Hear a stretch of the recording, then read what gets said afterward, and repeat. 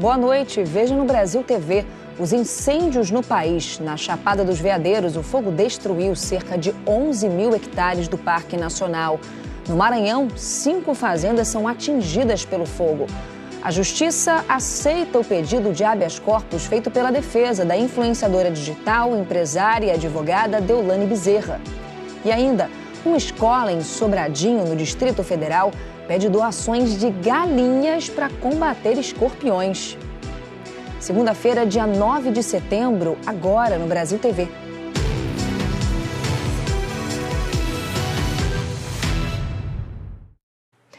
O fogo destruiu mais de 11 mil hectares do Parque Nacional da Chapada dos Veadeiros. O incêndio está crescendo e atingindo áreas de grande relevância ecológica para o parque. O combate nessa área foi reforçado com a chegada de um helicóptero para fazer o transporte dos combatentes para a linha de fogo. A Agatha Gonzaga tem mais informações. Boa noite para você e para quem nos acompanha. O combate ao incêndio na Chapada dos Veadeiros entrou hoje no 5º dia. Os brigadistas montaram uma base de comando em Alto Paraíso de Goiás para traçar as estratégias de combate ao incêndio. O ponto também serve para armazenar e distribuir os mantimentos para os brigadistas, que passam 24 horas na linha de fogo. 50 brigadistas combatem as chamas com abafadores e bombas. Já no ar, 2 aviões do ICMBio reforçam o trabalho. Nesta imagem, dá para ter a dimensão da dificuldade de apagar o fogo. A terra seca faz com que o fogo chegue até as raízes das plantas. E tudo precisa ser resfriado para evitar novos focos. A área atingida no parque já passa dos 11 mil hectares. O trabalho é para que o fogo não chegue aos trechos onde acontecem visitações e nem aos povoados da região. De ontem para hoje, os satélites identificaram um novo foco dentro do Parque Nacional da Chapada dos Veadeiros. Com acesso difícil, os brigadistas ainda não conseguiram chegar até o local. Isso porque é uma área muito alta e só dá para chegar de helicóptero. Nem mesmo os 2 aviões que já ajudam no combate conseguem chegar ao local por causa do relevo. O ICMBio disse que vai mandar mais ajuda para o combate. Só neste final de semana, aqui em Goiás, os bombeiros atenderam a 467 incêndios em áreas florestais. E claro, toda essa fumaça acaba cobrindo todo o céu. Voltamos aos estúdios do Brasil TV. Em Itabirito, na região central de Minas Gerais, imagens de câmeras de segurança flagraram o momento em que um homem colocou fogo numa mata e saiu andando normalmente. A Polícia Civil investiga o caso. É praticamente impossível um incêndio ser provocado pela ação da natureza, seja a queda de um raio ali que possa provocar uma fagulha e um incêndio. Praticamente 100% dos incêndios registrados neste período são provocados pela ação humana.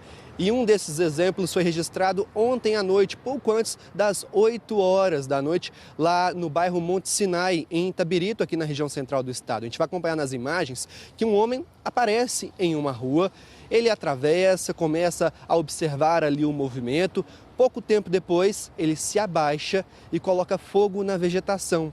Em seguida, foge.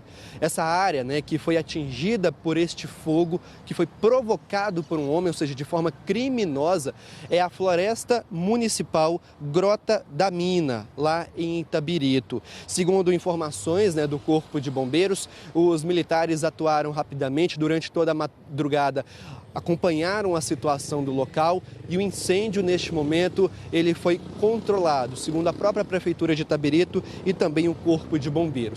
Agora o que foi montado, uma força-tarefa para identificar este homem que ateou fogo, então, nesta área de vegetação. Até o momento, segundo a Polícia Civil, nenhum possível envolvido foi localizado ainda. A gente já passou aqui no estado de mais de 2 mil focos de incêndios apenas neste mês. Estamos no 9º dia de setembro e este número já é um número alto e que inclusive chama muito a atenção das autoridades que vêm atuando. O Corpo de Bombeiros, por exemplo, a cada 3 minutos recebe pelo menos uma ligação de pessoas ali dizendo que há incêndios, há focos de incêndios. Então um trabalho muito árduo, não só do Corpo de Bombeiros, mas de vários brigadistas, também agentes das forças de segurança, voluntários, que vem atuando, há vários meses em diversas unidades de conservação e em áreas de vegetação aqui em Minas Gerais para tentar controlar essas chamas. Focos que vêm sendo registrados em grande quantidade em biomas ameaçados aqui em Minas, como o Cerrado e também a Mata Atlântica. Eu volto com você. A Guarda Civil Municipal informou que uma força-tarefa trabalha para identificar o incendiário. Ele ainda está foragido. O fim de semana foi mais um de combate aos incêndios no sul do Maranhão. Na Serra do Penitente, em Balsas, 5 fazendas foram atingidas pelo fogo. Há 6 dias, um incêndio percorre áreas agrícolas na Serra do Penitente, extremo sul do estado. Para evitar que as chamas façam um estrago ainda maior, os trabalhadores precisam agir rápido. A todo instante são usados caminhões-pipa e tratores, mas a vegetação seca e os fortes ventos dificultam o trabalho de combate ao fogo. Uma das formas de evitar a propagação e diminuir os prejuízos com essas queimadas é essas forças-tarefa que os produtores fazem para ajudar no controle e diminuição das perdas ocasionadas pelas queimadas. Além das áreas agrícolas, o fogo também se espalha pela vegetação, restando apenas galhos e troncos carbonizados. Ainda não se sabe ao certo o tamanho da área atingida pelas chamas, mas nessa região da Serra do Penitente, pelo menos 5 fazendas estão sofrendo com as queimadas. Áreas com palhadas de soja e milho já foram destruídas. Mais de 200 brigadistas foram enviados para o sul do Maranhão para combater os incêndios. Nos últimos 15 dias, o Corpo de Bombeiros atendeu mais de 500 ocorrências. Só este ano, o Maranhão registrou mais de 9.100 focos, a maioria em áreas de vegetação. A gente teve uma diminuição nos incêndios urbanos, porque vários lotes já queimaram, mas em contrapartida vai aumentar um pouco mais o trabalho nas áreas rurais. A gente sabe que o incêndio de lavoura ele é bastante difícil de se controlar, então sempre que a gente pode, a gente faz o máximo para não deixar que esses incêndios eles atinjam as lavouras, principalmente as palhadas de milho, de soja, porque são incêndios extremamente difíceis de controlar, porque eles queimam não só na superfície, como queimam em profundidade também. Em São Paulo, por causa das queimadas, a qualidade do ar estava muito ruim hoje de manhã, principalmente em estações das zonas norte e oeste da região metropolitana. Uma delas fica em Osasco, para onde foi o Rômulo Dávila. O dia em Osasco começou com esse pontinho vermelho no mapa. É a indicação da CETESB para a qualidade muito ruim do ar. O Ulisses sempre sai de casa com uma garrafinha de água para aliviar o calor e os efeitos no corpo. E olha que não são poucos. Secura na garganta, sai um pouco de sangue do nariz até, é complicado. A Camila faz o mesmo. A garrafinha de água virou uma companheira nos últimos dias. Como tá muito quente, então a gente tem que se hidratar mais. Tô hidratando mais, bem mais. Essa camada densa que esconde o sol do horizonte é resultado, principalmente, da poluição e da fumaça das queimadas.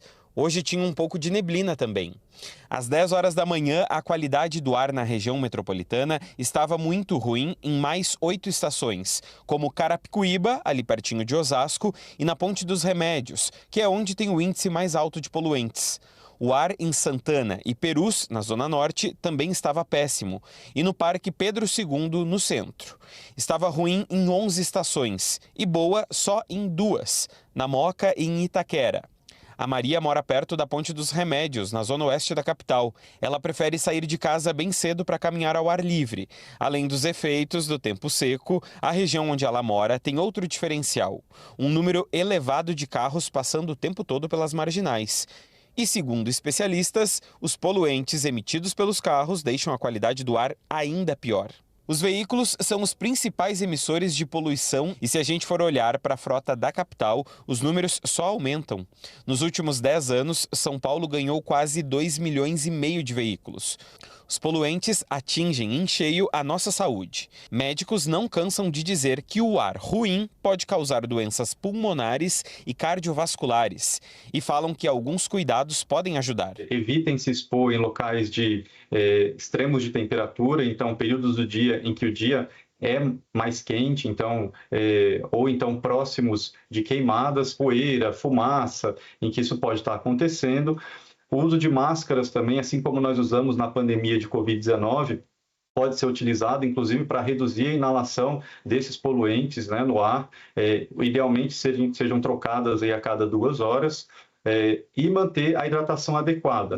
Para quem vive perto de áreas de queimadas, a recomendação também é evitar exposição sempre que possível. Quase todo o estado continua em situação de emergência. Na região metropolitana, o incêndio na Serra da Cantareira ainda não foi controlado.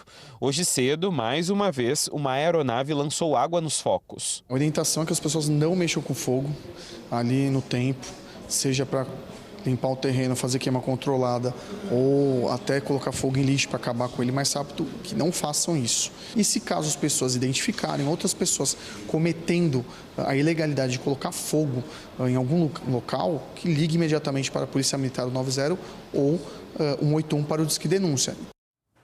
E desde ontem à noite, a entrada e saída de navios do maior porto da América do Sul, em Santos, estão suspensas.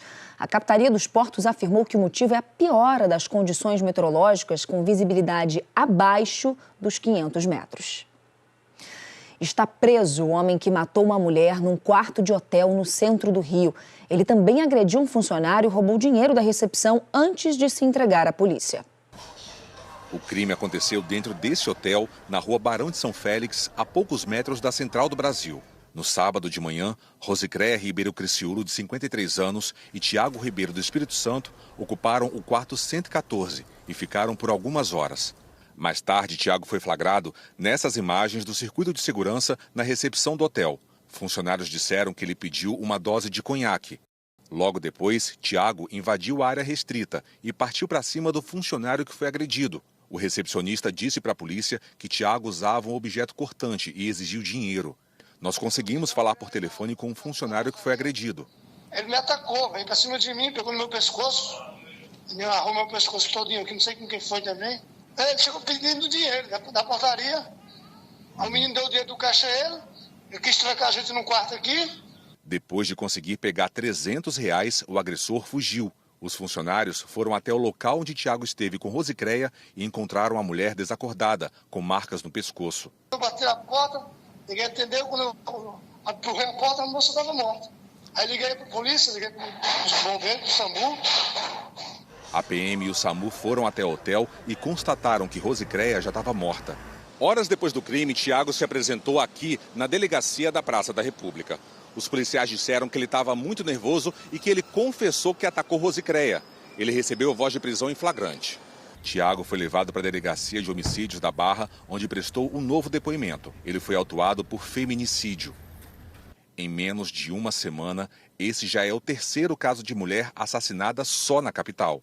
Na terça-feira da semana passada, Aline da Conceição, de 33 anos, foi morta a tiros pelo ex-marido Jeremias Benício, de 39 anos. O crime aconteceu dentro da casa dela, na comunidade do Guarabu, na Ilha do Governador.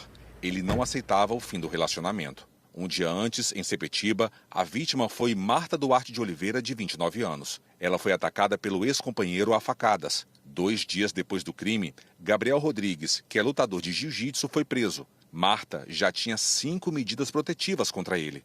Já em São João de Meriti, Tiago de Lima Silva foi preso depois de tentar matar a ex-companheira a tiros. A vítima foi agredida por ele e só não entrou para a estatística porque, segundo o depoimento dela, ela conseguiu se jogar da varanda do 2º andar para escapar dos tiros feitos por Tiago. Ele teve a prisão temporária decretada e a arma apreendida. No fim da manhã, parentes de Rosicréia estiveram no Instituto Médico Legal para liberar o corpo dela. 6 homens foram executados depois de se desentenderem com 3 suspeitos num campeonato de sinuca no interior de Sergipe. Um dos autores está preso e os outros 2 morreram em confronto com a polícia. As imagens mostram o momento em que a polícia cercou os 2 suspeitos do crime. Ivandro dos Santos e Alexandro dos Santos foram encontrados na zona rural de Ribeirópolis, agreste de Sergipe. Os 2 reagiram à prisão e morreram no confronto. Essa imagem de uma câmera em uma rodovia mostra o momento da fuga, após cometerem o crime. O ex-presidiário José Sandro dos Santos, de 31 anos, principal suspeito do crime, foi preso em flagrante e está à disposição da Justiça. Na ocasião foi apreendida a motocicleta utilizada na ação criminosa, assim como uma arma longa, uma espingarda calibre 12 e munições. Giovanni Góes Lima, Jackson Carvalho, Jefferson Sabino Bonfim, João Paulo Santana, José Valdoilson Oliveira e Adriano Bispo dos Santos foram as vítimas. De acordo com a polícia, o crime foi motivado por uma briga durante uma partida de sinuca.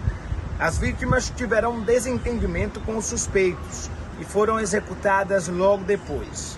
João Paulo e Valdson foram enterrados no povoado Serra do Machado, em Ribeirópolis. Amigos e familiares estavam chocados. Absurdo, né, meu filho? Isso não justifica, né? Tirar a vida de outro assim, né? Isso foi uma tragédia que ninguém vai esquecer, não. Pelo que eu conheço, muito gente boa, né? Trabalhador, tudo. A família, tudo gente boa. Segundo familiares, João Paulo tinha 31 anos e trabalhava como mecânico. Morador de Ribeirópolis, era casado e deixa um filho de 4 anos. O Tribunal de Justiça de Pernambuco mandou soltar a advogada e influenciadora Deolane Bezerra. Ela foi presa na semana passada, suspeita de envolvimento num esquema de lavagem de dinheiro de jogos de azar. A entrada da colônia penal feminina do Recife ficou lotada de fãs de Deolane antes dela ser solta. A decisão do habeas corpus levou em consideração o artigo 318 do Código de Processo Penal, que diz que o juiz pode substituir prisão preventiva por domiciliar para mães de crianças menores de 12 anos. Deolane tem uma filha de 8 anos. Agora, ela vai cumprir prisão domiciliar monitorada 24 horas por tornozeleira eletrônica.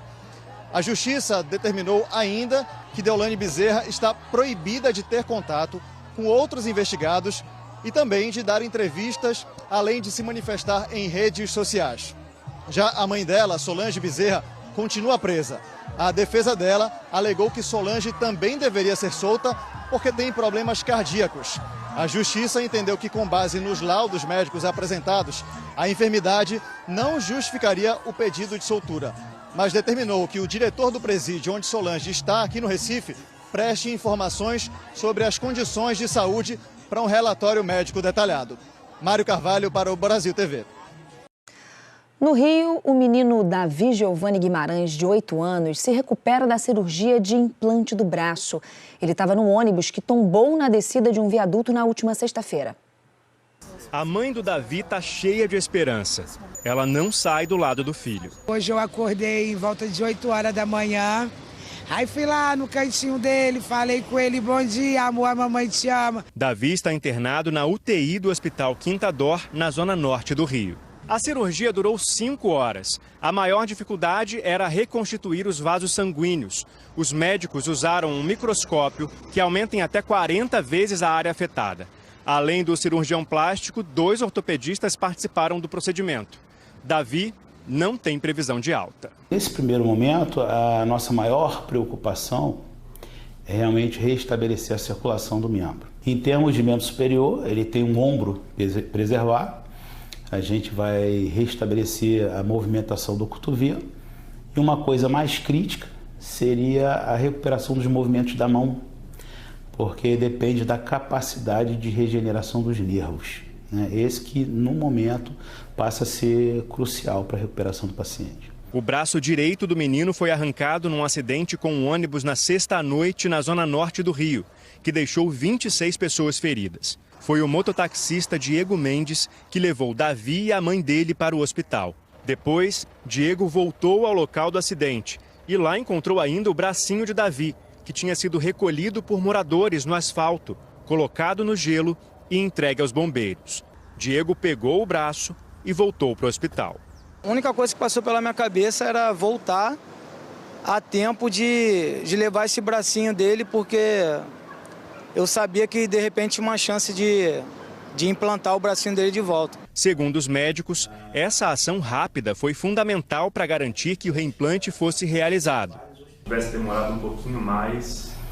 Demorar um pouquinho mais, infelizmente, seria inviável. Uma cirurgia dessa poderia colocar a criança em risco. A mãe de Davi não vê a hora de ouvir de novo a voz do filho. Eu amo meu filho, amigo, não vejo a hora de eu subir lá em cima, os médicos falavam, vamos tirar essas aparelhagens.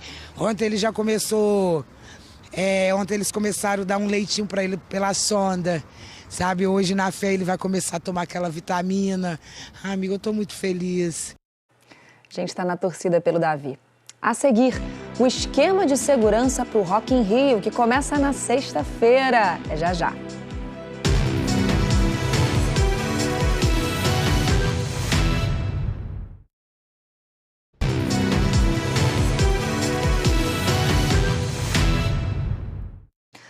Brasil TV de volta falando de Rock in Rio, que começa na sexta-feira. Mais de 5.000 policiais militares vão fazer a segurança nos 7 dias de evento. O André Coelho acompanhou o anúncio do planejamento e traz todos os detalhes para a gente.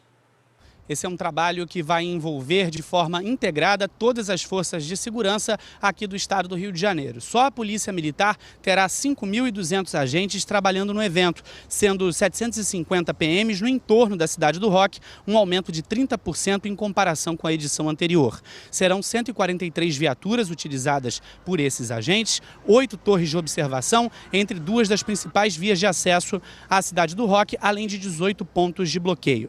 A Polícia Civil do Rio vai estar no evento com 1.675 agentes, sendo 714 dentro da cidade do Rock, incluindo policiais especializados para atendimento a mulheres, turistas, ocorrências de crimes raciais ou contra crianças e adolescentes. Um trabalho que também vai contar com os bombeiros, Defesa Civil, Segurança Presente e Lei Seca. O Rock in Rio comemora 40 anos nesta edição, que começa agora na sexta-feira, dia 13, com destaque nesse final de semana para Travis Scott, a banda americana Imagine Dragons, a banda Evanescence e também o astro brasileiro Lulu Santos. André Coelho para o Brasil TV. Agora olha essa história. Escorpiões dentro e fora de uma escola pública no Distrito Federal têm preocupado a comunidade de Sobradinho 2. Na tentativa de proteger os alunos e combater a infestação, a direção da escola enviou um recado para os pais pedindo para eles doarem galinhas. O CAIC Júlia Kubitschek de Oliveira fica na quadra 13 de Sobradinho 2. Aqui não se fala em outra coisa. Estou muito preocupada em enviar meus filhos para a escola, com muito medo. A minha filha tem 5 anos e ela fala que a tia fala para ela olhar pro chão, os alunos da sala de aula tá verificando se vê algum bichinho. O bichinho é desse tipo aí, o escorpião, animal peçonhento, venenoso, que pode trazer consequências graves, principalmente para crianças e idosos. Os pais receberam um comunicado da escola dia 3, semana passada. Atenção, famílias! Estamos convivendo com a proliferação de escorpiões. Eles já picaram alguns alunos. Fazemos constantemente dedetização das baratas porque eles se alimentam delas. Pedimos a avaliação do Departamento de Vigilância Sanitária e Zoonoses para orientações técnicas do que fazer. A administração e a regional de ensino orientaram a colocar galinhas no ambiente escolar. Diante desta orientação, pedimos aos pais que, se puderem, doar galinhas da Angola ou comum para a escola. Agradecemos.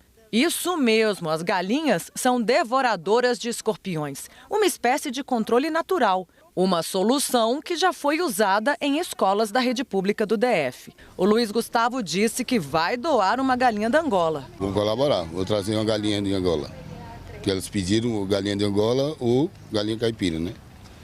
Aí eu vou trazer amanhã. A preocupação com os animais peçonhentos ultrapassou os muros do CAIC. A vizinhança também reclama. Nós fomos informados de pelo menos um caso. Uma criança de 2 anos que mora ali na rua, logo abaixo da escola, e que foi picada por um escorpião. Quem nos contou foi o avô do menino. Seu Marco Antônio disse que foi há 15 dias, quando o neto brincava no quintal de casa, no conjunto 2 da AR-13. E dentro dos brinquedos tinha um escorpião, né? E aí foi picado. O neto do seu Marco Antônio tomou o soro na rede pública e agora está bem.